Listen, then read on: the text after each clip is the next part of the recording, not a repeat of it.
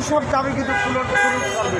এখন বর্তমানে আমাদের যেই দাবিটা যে আমরা ঢাকা থেকে, আমরা বরিশাল থেকে, কুয়াকাটা থেকে যে আমরা যখন ঢাকা যাই, ভাঙ্গা পর্যন্ত একটা সরু রাস্তা, 2 লেন রাস্তা, ওই রাস্তা যাওয়ার সময় প্রতিনিয়ত অ্যাক্সিডেন্ট হচ্ছে এবং আমাদের মানুষ আর দক্ষিণ অঞ্চলের মানুষ মারা যাচ্ছে।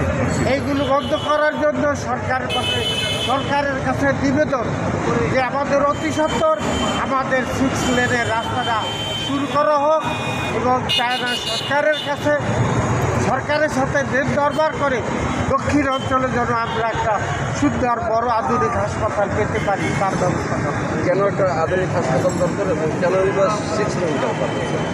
6 লেন দরকার। এই যে 2 লেন, এটা পাকিস্তান আমলে এই 2 লেন হয়েছে, স্বাধীনতার পর আর এই 2 লেন বর্ধিত করা হয় না।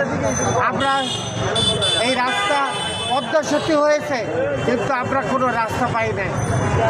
দক্ষিণ পশ্চিম অঞ্চলে তারা সুযোগ সুবিধা পেয়েছে।